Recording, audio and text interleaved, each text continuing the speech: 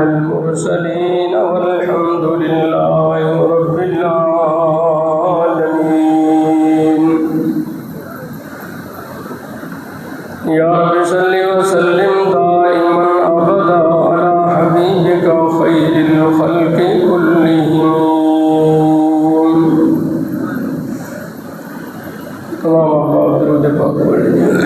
अल्लाहुम्मा सल्लि अला मुहम्मद व अला आलि मुहम्मद कमा सल्लैता अला इब्राहीम व अला आलि इब्राहीम इन्नका हमीदुम मजीद। अल्लाहुम्मा बारिक अला मुहम्मद व अला आलि मुहम्मद कमा बारकता अला इब्राहीम व अला आलि इब्राहीम इन्नका हमीदुम मजीद। अल्लाहुम्मा सल्लि अला रूहि मुहम्मदिन फिल अरवाह। अल्लाहुम्मा सल्लि अला रौज़ति मुहम्मदिन फिल रियाज़। अल्लाहुम्मा सल्लि अला बलदि मुहम्मदिन फिल बिलाद। खुसूसन अला खुलफ़ाइर राशिदीन अल महदिय्यीन व लअनतुल्लाहि अला अअदाइहिम इला यौमिद्दीन।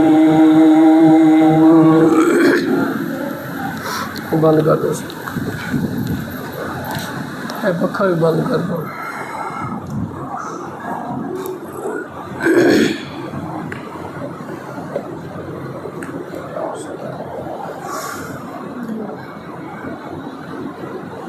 वाजिबुल एहतराम काबिल इज़्ज़त एहतराम अज़ीज़ भाइयों, बुज़ुर्गों, दोस्तों, कलाम मुक़द्दस फ़ुरक़ान हमीद की एक आयत मुबारका आप अहबाब के सामने तिलावत की है। अल्लाह रब्बुल इज़्ज़त की बारगाह के अंदर दुआ है कि वो मालिक लम यज़ल हक़ और सच कहने की तौफ़ीक़ अता फ़रमाए। कहने और सुनने के बाद अल्लाह रब्बुल इज़्ज़त की ज़ात हम सब को उस पर अमल की तौफ़ीक़ अता फ़रमा दे।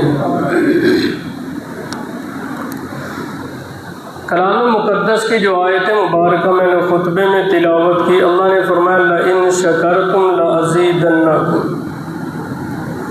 फरमाया कि अगर मेरे बंदे मेरा शुक्र अदा करें तो मैं अपनी नेमतें और भी ज़्यादा अता करता हूँ। वलन कफ़रतुम इन्न अज़ाबी लशदीद। और अगर मेरी नाशुक्री करें तो मेरी पकड़ बड़ी सख्त है, मेरा अज़ाब बड़ा सख्त है। अब याद रखिए कि नेमत का शुक्र जो होता है वो क्या है और किस तरह से अदा किया जाता है।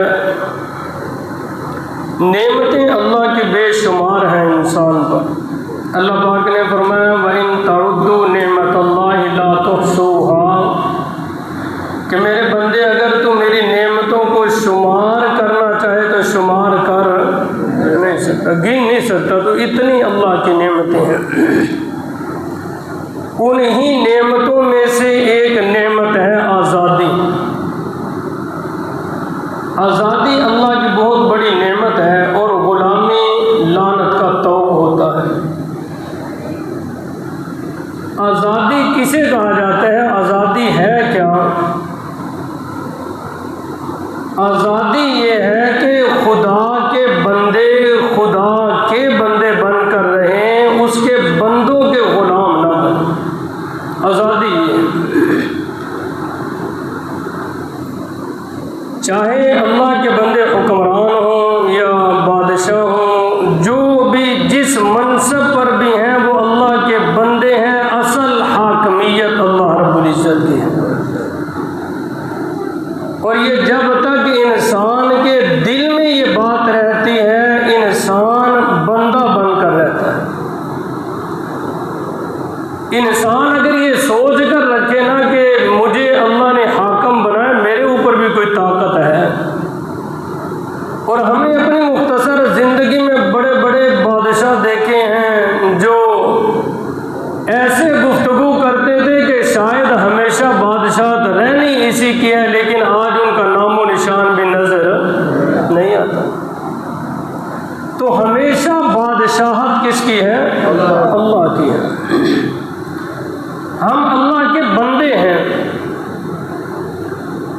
पाकिस्तान, हिंदुस्तान, बांग्लादेश, इसको बर्रे सगीर कहा जाता है। और बर्रे सगीर के अंदर इस्लाम खुलाफाए राशिदीन के ज़माने से पहुंचा है। चेहरे के हदीस मुबारक में एक वाक़या यह भी मिलता है कि बर्रे सगीर के एक हाकम ने आप सल्लल्लाहु अलैहि वसल्लम की बारगाह के अंदर तोहफा भेजा था, लेकिन इस्लाम बर्रे सगीर के अंदर खुलाफाए राशिदीन के ज़माने में आया। और बर्रे सगीर के अंदर बरसों से, मुद्दतों से हुक्मरान मुसलमान ही रहे। मुगलिया सल्तनत जिसे कहा जाता है, हम उनको खुलाफाए राशिदीन जैसी हुकूमत भी नहीं कह सकते, अलबत्ता वो अच्छे हुक्मरान थे। इस दर्जे तक कि बर्रे सगीर के एक बहुत बड़े अल्लाह के वली गुजरे हैं, ख्वाजा कुतुबुद्दीन बुख्तारे काकी रहमतुल्लाह अलैह। जब इनका इंतकाल हुआ, जब ये दुनिया से गए, इन्होंने वसीयत की थी कि मेरा नमाज जनाजा वो शख्स पढ़ाएगा कि जिसकी नमाज असर की कभी सुन्नतें कज़ा न हो, फ़र्ज नहीं सुन्नतें, और जिसकी तहज्जुद कभी कज़ा न हुई हो, और जिसने गैर महरम को कभी ना देखा हो। अब जब इसका जनाजा लाकर रखा गया, बड़े बड़े वहाँ उलमा मौजूद थे, सब शशदर और हैरान थे कि नमाज जनाजा कौन पढ़ाएगा। तो बर्रे सगीर का हाकम शमसुद्दीन अल्तमश रहमतुल्लाह अलैह मुसल्ला इमामत पर आए और आकर कहने लगे, इस राज का मेरे अल्लाह को पता था या मुझे पता था? मैंने कभी किसी के सामने नहीं जिक्र किया था, मेरा रब जानता है, कभी मैंने तहज्जुद कज़ा नहीं की, और कभी मैंने नमाज असर की सुन्नतें कज़ा नहीं की, और ना कभी मैंने गैर महरम की तरफ देखा। ये हुक्मरान का हाल था। बर्रे सगीर के अंदर जब उरूज था, औरंगजेब आलमगीर बादशाह के ज़माने के अंदर इसने हुक्म दिया कि आगरा और दिल्ली के ख़जानों के अंदर जितना माल है उसकी गिनती की जाए। 6 महीनों तक लोग लगे रहे उसके गिनने में। 6 माह के बाद बादशाह को कहा गया कि माल इतना ज़्यादा है जो शुमार में भी शुमार। ये उरूज का ज़माना था बर्रे सगीर के अंदर। तो याद रखिए, जब बादशाह मुनसिफ होता है, अल्लाह की रहमतें बरसती हैं। बादशाह मुनसिफ मिजाज हो और उसका इंसाफ बराबर हो, मुसलमान के लिए भी, गैर मुस्लिम के लिए, अपने के लिए, पराए के लिए, हर एक के लिए बराबर हो। और फिर इस पर आहिस्ता आहिस्ता जवाल का ज़माना शुरू हुआ मुगलिया सल्तनत पर, कि सन 1601 के अंदर अंग्रेज ईस्ट कंपनी के जरिए बर्रे सगीर के अंदर आया कि मैं यहाँ पर तजारत करूँगा। 100 साल तक उसने तजारत की और एक मिसाली तजारत की। जब उसने तजारत पर अपना तसल्लुत कायम कर लिया, बहादुर शाह जफर आखिरी फरमा रवा बर्रे सगीर का मुगलिया सल्तनत का था। सन 17 के अंदर, यानी 1601 के अंदर तो अंग्रेज बर्रे सगीर के अंदर आया, और 17 के अंदर इसने सियासत के अंदर हिस्सा लेना शुरू कर दिया। फ़कत तजारत नहीं, अब सियासत के अंदर आना शुरू किया। और बर्रे सगीर के बहुत से सूबों पर इसने अपना तसल्लुत कायम करना शुरू किया और बरतानिया का परचम लहराना शुरू किया। अब अल्लाह रब्बुल इज़्ज़त का एक ज़ाब्ता और कानून है कि लिकुल्ली फ़िरऔन मूसा, अल्लाह हर फ़िरऔन के लिए मूसा को पैदा करता है। 1601 के अंदर बर्रे सगीर के अंदर शाह अब्दुल रहीम रहमतुल्लाह अलैह के घर के अंदर एक बच्चा पैदा हुआ जिसका नाम वलीउल्लाह रखा गया।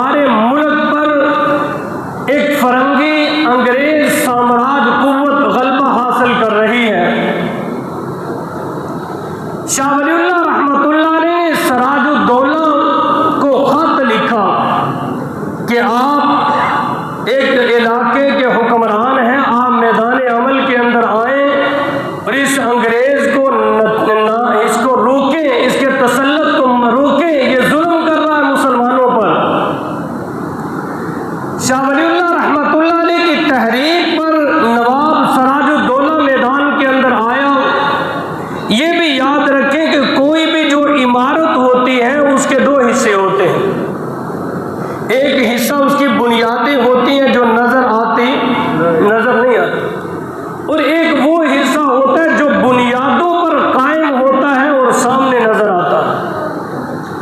ये आज़ादी के वो हीरो हैं जो नजर नहीं आ रहे, लेकिन बर्रे सगीर की आज़ादी के अंदर खून बुनियादों में देने वाले ये अव्वलन यही लोग हैं।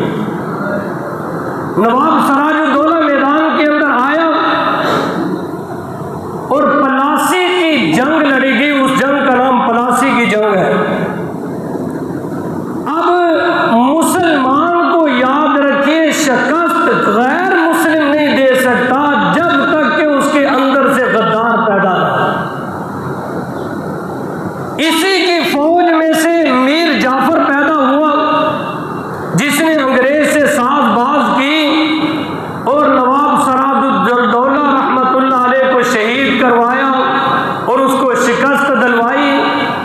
लेकिन शाह वलीउल्लाह रहमतुल्लाह अलैह अपनी जिंदगी के अंदर नवाब सराजुद्दौला के बाद उनकी नजर नवाब सुल्तान टीपू की तरफ गई कि मैसूर का हुक्मरान है और इसकी तवज्जो इस तरफ दिलवाई जाए कि अंग्रेज हमारे मुल्क पर तसल्लुत हासिल कर रहा है, इसको रोका जाए।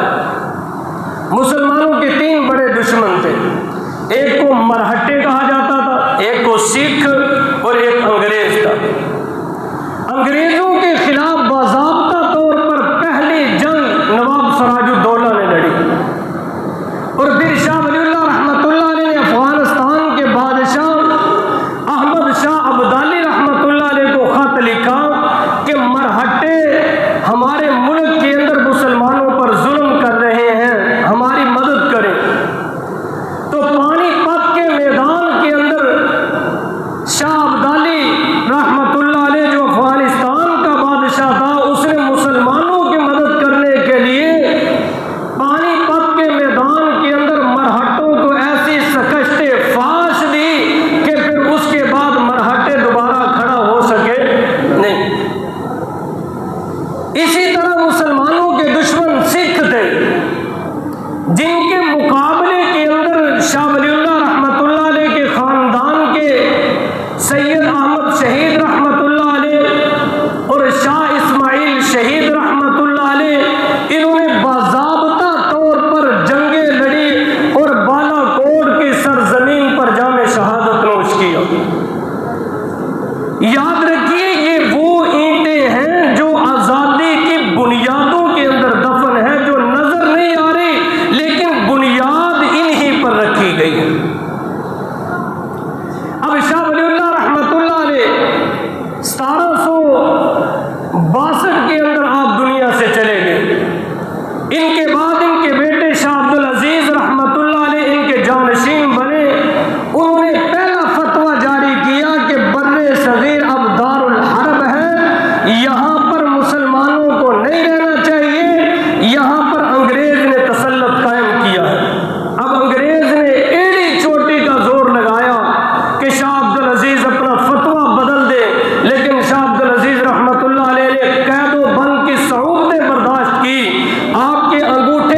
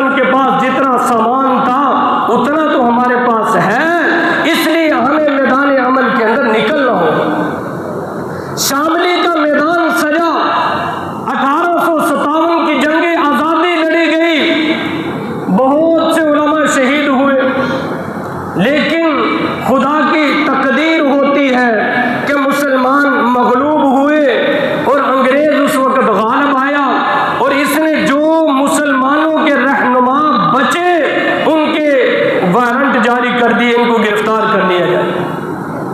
मौलाना कासिम नानोतवी रहमतुल्लाह अलैह 3 दिन छुपे रहे, रूपोश रहे। 3 दिन के बाद सामने आए, लोगों ने कहा हजरत छुप जाए, आपके वारंट गिरफ्तारी हैं। फरमाया 3 दिन इसलिए छुपा था कि रसूलुल्लाह सल्लल्लाहु अलैहि वसल्लम गारे सौर के अंदर 3 दिन छुपे रहे थे। 3 दिन से जायद मेरे पैगंबर की सुन्नत नहीं है, जेल में जा सकता हूँ लेकिन अब नहीं छुप सकता। अब जब उलमा ने देखा 1857 के बाद कि अंग्रेज का तसल्लुत है, इसके पास ताकत है, कुव्वत है, तो उलमा ने ये कहा कि हमें चाहिए कोई इदारा कायम करें कि अपनी आने वाली नस्लों का ईमान तो कम अज कम महफूज रख सकें। इक़्तिदार तो उन्होंने साम लिया, इनके पास आ गया है। तो 1866 के अंदर यूपी के इलाका दारुल उलूम देवबंद की बुनियाद रखी गई, और उसकी वजह यह थी कि अंग्रेज का नारा यह था कि हमारा निसाबे तालीम ऐसा होगा कि जो बर्रे सगीर के लोगों को देखने से मुसलमान नजर आएंगे, हकीकत के अंदर अंग्रेज होंगे। उसका निसाबे तालीम ऐसा, और आज़ाद कौम की पहचान ये होती है कि उसका निसाबे तालीम अपना होता है, उसका इक्तिसादियात का निज़ाम अपना होता है, उसकी खारजा पॉलिसी अपनी होती है। ये एक अलग बहस है कि आज तक भी हमारे मुल्क में ऐसा नहीं हो, बदकिस्मती से ऐसा नहीं हो पाया, यानी आज तक वो तसल्लुत कायम है। तो ये मुसलमानों पर उलमा का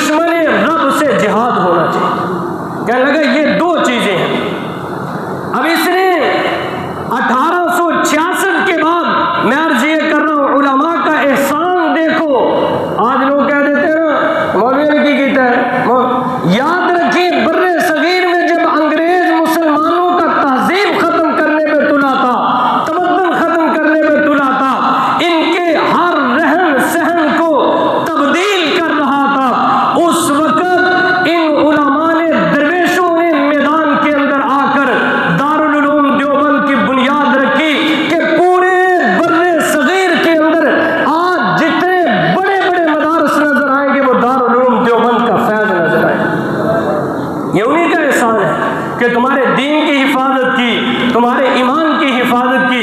वरना अंग्रेज का जो निसाब तालीम था वो कहता है मैंने मुरत्तब ऐसा किया, देखने में मुसलमान नजर आएंगे, हकीकत में मुसलमान है, हकीकत में मैं मुसलमान नहीं, यानी निसाब तालीम ही मैं ऐसा मुरत्तब करूं। और उसने फिर किया, लाड में काले ने ऐसा निजाम तालीम मुरत्तब उसने बर्रे सगीर में किया। इससे पहले मुसलमानों के अंदर इस्लामी तालीमात के लिए मदारस और असरी तालीम के लिए स्कूल का निज़ाम नहीं था। एक तालीम होती, एक तालीम, उसी के अंदर ही मुसलमान बच्चे को तालीम कुरान की भी दी जाती थी, उसी के अंदर असरी उलूम भी होते। अब ये बर्रे सगीर के अंदर मार्ज़े वजूद में मदारस का निज़ाम इसलिए आया था कि अंग्रेज चाहता था मुसलमानों का तहजीब व तमद्दुन में ख़त्म कर। अब ये 1800 से 1900 के अंदर पहुंचे तो तहरीक मैंने शुरू किया 1600 से, वहां से चलती चलती कि नवाब सराजुद्दौला ने कुर्बानी दी, टीपू सुल्तान ने कुर्बानी दी, बड़े बड़े मुजाहिदीन ने कुर्बानियां दी, लेकिन उनका मतमा नजर सिर्फ ये था कि अंग्रेज को यहां से क्या किया जाए, निकाला जाए, बर्रे सगीर से अंग्रेज को निकाला जाए। अब 1900 इसके अंदर कांग्रेस ये मार्ज़े वजूद के अंदर आई, जिसका मकसद ये था कि यहां से अंग्रेज को निकाला जाए। और अव्वलन कांग्रेस के अंदर मुसलमान भी थे और हिंदू भी थे।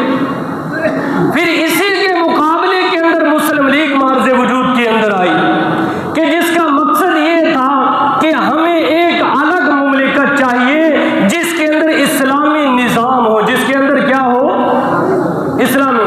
और ये सबसे पहले तसव्वुर 1928 को मौलाना अशरफ अली थानवी रहमतुल्लाह अलैह ने पेश किया। आपने उलमा के बड़े इजलास में फरमाया कि मेरा जी चाहता है कि मुसलमानों की कोई अलग से रियासत होनी चाहिए, जो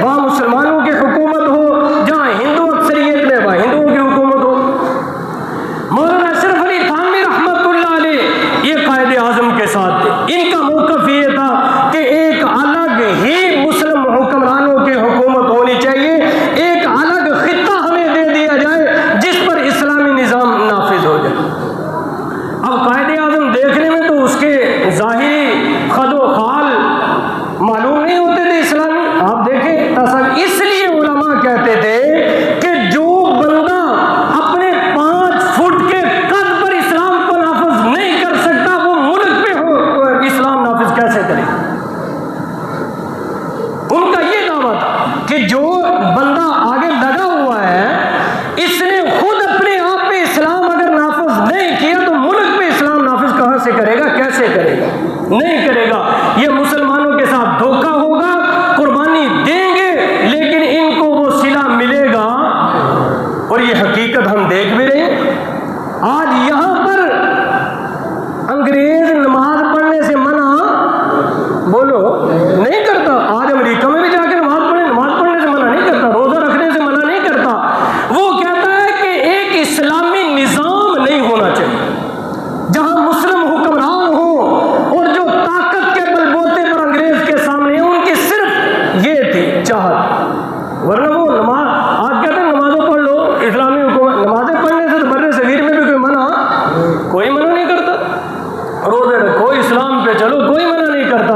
मसला ये है कि क्या आज तक हमारे इस मुल्क में सूदी निजाम नहीं है? बार बार यानी चीफ जस्टिस तक ने फैसला दिया कि सूदी निजाम अल्लाह रसूल के साथ बराह रास्त जंग है, इसको खत्म किया जाए। लेकिन ये वही अंग्रेज का टोट हमारे ऊपर मुसल्लत है जो खत्म करना चाहता। वो चाहते हैं कि ये इसी तरह रहे। और बेशुमार मिसालें हमारी अदालतों में देखें, इंसाफ बिकता है, इंसाफ नहीं मिलता। और ये अभी आज लाहौर के अंदर जो वाक़या हुआ कि 2 पुलिस वाले मार दिए गए, वजह क्या बनी कि तुसी किया जनाब अदालत की जरूरत ही कोई नहीं, शूट कर दो। फिर उन्होंने भी बदले के अंदर पुलिस वाले ने की कर दिता, उन्होंने कहा चलो फिर अदालत ने साढ़े वास्ते नहीं देते, साढ़े वास्ते भी। हालांकि ये निजाम ही गलत है। बंदा जितना भी बड़ा मुजरिम उसको अदालत में लाया जाए, उसका जुर्म साबित हो जाए, उसको सजाए मौत बेशक दे दी जाए, लेकिन ये ऐसा निजाम बनाना कि खुद से शूट कर दो, फलां को मार दो, फलां को, और मारा गरीब को जाता है, ताकतवर को मारा। पीछे जी रोड़ा नहीं सी सुने, इसहाक डार का मतलब की लगता सी, ऐसे नहीं रिश्तेदार है। तो उसे कुछ कहा गया, उसके बाद उसकी खबर भी नहीं आई। यानी हमारा निजाम हुकूमत ऐसा बनाया गया। तो ये उन उलमा ने जो कहा था वो हकीकत साबित हुई है। उन्होंने कहा था कि मुसलमान कुर्बानी देंगे, मुसलमान हिजरत करेंगे, लेकिन जिस चीज के लिए कर रहे हैं वो हमें नजर आ रही, वो हमें नजर नहीं आ रही कि कोई इस्लामी मुमलिकत ऐसे कायम हो कि जिसमें इस्लामी कवानीन नहीं नाफिज हो। ऐसा नहीं होगा। अलबत्ता दूसरी साइड पर मौलाना अशरफ अली थानवी रहमतुल्लाह अलैह, मौलाना शब्बीर अहमद उस्मानी रहमतुल्लाह अलैह, मौलाना जफर अहमद उस्मानी रहमतुल्लाह अलैह, ये बड़े बड़े उलमा कायदे आज़म के साथ थे, उनकी हिमायत के अंदर थे कि एक मुमलिकत ऐसी होनी चाहिए, हम आपका साथ देंगे। अब कायदे आज़म ज़ाहिर लीडर था, सियासी तौर पर आगे था, और उलमा में मौलाना अशरफ अली थानवी रहमतुल्लाह अलैह और इनके जितने मोताकिदीन थे, इनके जितने खुलाफा थे, मुरीदीन थे, सब साथ थे। मौलाना अशरफ अली थानवी रहमतुल्लाह अलैह से कुछ उलमा ने कहा कि हजरत देखें, ये तो अपने ऊपर निज़ाम इस्लाम नाफिज नहीं कर रहा। आपने फरमाया कि मैं इसको भी समझाऊंगा, तबलीग करूंगा। आप तारीखी किताबें लिखे, मौलाना अशरफ अली थानवी रहमतुल्लाह अलैह ने खतूत लिखे कायदे आज़म कि आप मुसलमानों के लीडर हैं, आप जरा नमाज की पाबंदी किया करें। आप मुसलमानों के लीडर हैं, आपको चाहिए जरा इस्लाम का मुताला करें और इस्लाम की तरफ रग़बत ज़ाहिर करें। फिर कायदे आज़म ने मौलाना शब्बीर अहमद उस्मानी, ये हज़रत थानवी रहमतुल्लाह अलैह के शागिर्द हैं, इनको पैगाम दिया कि हज़रत थानवी से कहना आइंदा मैं इंशाअल्लाह नमाज की पाबंदी करूँगा। यानी मुसलमान उलमा ने कोशिश की कि हमारा जो बड़ा है वो इस्लाम की तरफ राग़ब हो जाए। बहरहाल ये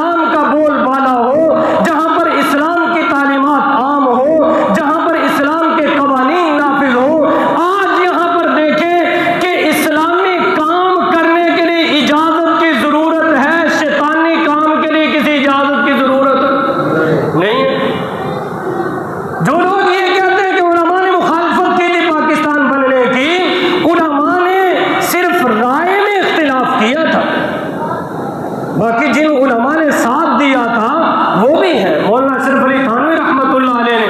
और फिर पाकिस्तान बनने के बाद कराची के अंदर पाकिस्तान का परचम कायदे आजम के हुक्म और इमाम पर लहराने वाली शख्सियत अल्लामा शब्बीर अहमद उस्मानी रहमतुल्लाह अलैह, और ढाका के अंदर अल्लामा जफर अहमद उस्मानी रहमतुल्लाह अलैह, और दोनों दारुल उलूम देवबंद के फर्जंद हैं। कायदे आजम को पता नहीं था कि ये तो पाकिस्तान बनाने के मुखालिफ थे, तो परचम में इनसे क्यों लहरवा रहा हूँ। आज का सेकुलर तबका जो ये बक बक करता है कि ये तो जी मौलवी पाकिस्तान के मुखालिफ थे।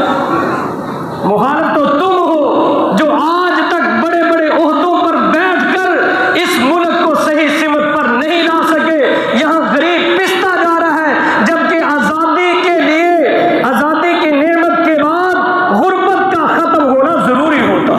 आज़ादी ली ही इसीलिए जाती ताकि वहाँ हमारा निज़ाम तालीम अपना हो, वहाँ खारजा पॉलिसी अपनी हो, वहाँ गुर्बत ख़त्म की जाए। आज ये अपने यानी बोझ कम करने के लिए अपनी तरफ लोग मुतवज्जे ना हो तो कह देते हैं जी बस जी ये मौलवी नहीं बेड़ा गर्क करता मुल्क का, मौलवी ने बेड़ा गर्क। आज तक इस मुल्क का हुक्मरान कोई आलिम आया? कोई नहीं आया है तो मुझे बताओ, अगर मेरी मालूमात में नहीं तो हिसाब हो। आज तक कोई मौलवी हुक्मरान नहीं बना। अगर बेड़ा गर्क किया तो तुमने किया, मौलवियों ने किया नहीं। पाकिस्तान बना, बनने के बाद मौलवियों की जिम्मेदारी ये थी कि भाई हम मजहबी लोग हैं, हमारी जिम्मेदारी है कुरान की हिफाजत करना, अहादीस नबवी की हिफाजत करना, दीन इस्लाम की हिफाजत करना। तुम्हारी मसाजिद के अंदर अइम्मा की ज़रूरत होगी, हम पूरी करेंगे। मदारिस के अंदर मुफ्ती की ज़रूरत होगी, हम पूरी करेंगे। मुल्क में फतवा चाहिए होगा, हम पाकिस्तान में तुम्हें मुफ्ती मुहैया करेंगे। हमारी जिम्मेदारी ये थी, हमने पूरी की है। कोई मस्जिद वाला ये नहीं कह सकता कि हमें हाफ़िज़ कुरान मिलता। कोई कह सकता है? नहीं कह सकता। डूब के मरो तो तुम कि माल इतना हड़प करो और असरी इदारों की कारकर्दगी देखो क्या है। और तुम्हारी जिम्मेदारी थी साइंसदान पैदा करना, मदारस की जिम्मेदारी उलमा पैदा करें, मदारस ने की।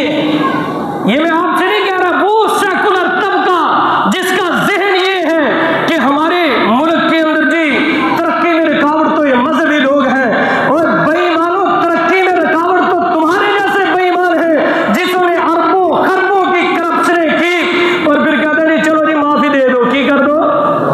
गरीब को माफ़ी नहीं है, वो बेचारा सारी ज़िंदगी जेल में गल सड़ जाता है हज़ारों की चोरी के बदले में। और यहाँ अरबों खरबों चोरी करने के बाद चंद बेईमान इकट्ठे होके बैठते हैं और कहते हैं चल तू मेरे माफ़ कर दे, मैं तेरे माफ़ कर, चलो दोबारा तो फिर शुरू। तो याद रखिए उलमा ने अपनी जिम्मेदारी पूरी करने में कभी भी कोताही की नहीं। चाहे लोगों से ही चंदा मांगकर मदारस को चलाया, लेकिन चला कर दिखाया। दुनिया, आप अपने मुल्क के बड़े मदारस का बजट देखिए, आप हैरान रह जाएंगे। अरबों करोड़ों खरबों में उनके बजट है, लेकिन पूरे कर रहे हैं, चला रहे हैं, अल्हम्दुलिल्लाह मदारस चल रहे हैं। कभी उन्होंने हुकूमत से नहीं कहा जी हमें भी दे दो, नहीं कभी नहीं कहा। हालांकि हुकूमत मदारस पे पाबंदियां लगाने पे तुली है और लगा रही है। बड़े बड़े तो बड़ी दूर की बात है, हमें फोन आता है चल चंदा कौन दे रहा है, वो बताओ भाई यहाँ पे करोड़ों से चंदा आ रहा है भाई, हमें तुम्हें बताएं चंदा कौन है। मैं क्या लोग उन्हें कोई 10 रुपये देगा, कोई 20 रुपये हो रहे थे, कौन चंदा दे। यानी कदगन लगाने हुकूमत ये किस माँ पर होता है? अंग्रेज की माँ पर है। जो जहाँ से कर्ज मिलता है उनकी शराइत होती है कि अपने मुल्क के अंदर इस्लामी निज़ाम नहीं लाओगे, अपने मुल्क के अंदर मजहबी लोगों को आज़ादी नहीं दोगे, अपने मुल्क के अंदर मजहबी लोगों को तुम पाबंदे सलासल रखोगे, इनकी ज़बानों पर कदगन लगाओगे और सेकुलर तबके को सामने लाओगे।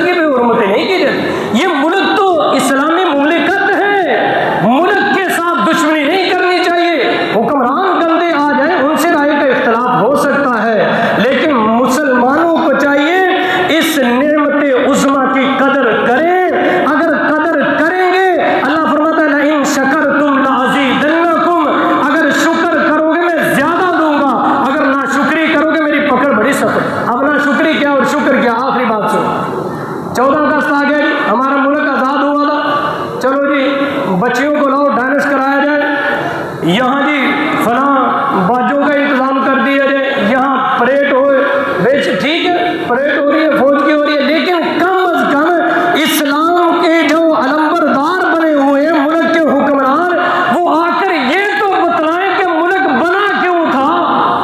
ला इलाहा इल्लल्लाह की बुनियाद पर जो इतनी बड़ी हिजरत की गई, ये 75-78 साल गुजर गए, आखिर उसमें हमें क्या मिला है, क्या दिया है, इस पर तो कोई बात करे। तो याद रखिए, नाशुक्री ये है कि अल्लाह की नाफरमानी की, चाहे वो मैं करूं, चाहे कोई रियाया का बंदा करे, हुक्मरान करे।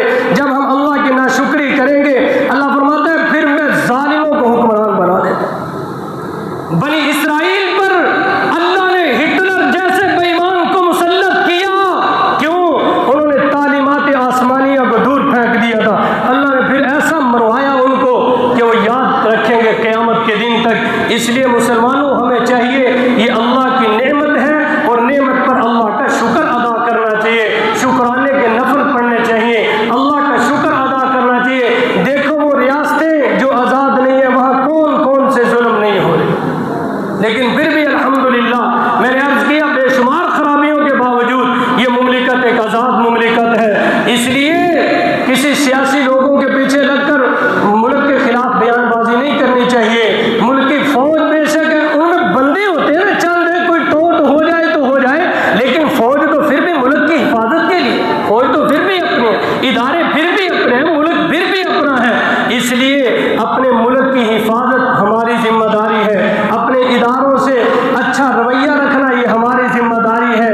और ख़ास तौर से मैं नौजवानों को कहना चाहूँगा, ये खुशी के मौके पर वो क्या कहते हैं, वन व्हीलिंग, एक पहिया जो चौक के चलाना शुरू कर, तो उसके बाद फिर हम कितने देखते हैं कि सर कहीं पड़ा है, धड़ कहीं पड़ा है। तो इसलिए इन चीज़ों से बच्चों को खुसूसी से बचना चाहिए। माँ बाप के ऊपर ऐसा सदमा आता है बाप की जुदाई का, औलाद की जुदाई का, कि फिर ज़िंदगी में उसे कोई सुरूर मज़ा ख़त्म हो जाता है उसे। तो इसलिए नौजवानों को भी चाहिए कि अल्लाह का शुक्र अदा करें, और सबको चाहिए कि अल्लाह ने हमें आज़ादी की नेमत उज़्मा अता फरमाई है, हम सब इस पर अल्लाह का शुक्र अदा करें, अपने मुल्क के लिए जो कुछ कर सकते हैं करने की कोशिश करें। अल्लाह पाक हम सबको अमल की तौफीक अता फरमाए। आखिर दावाना अल्हम्दुलिल्लाह।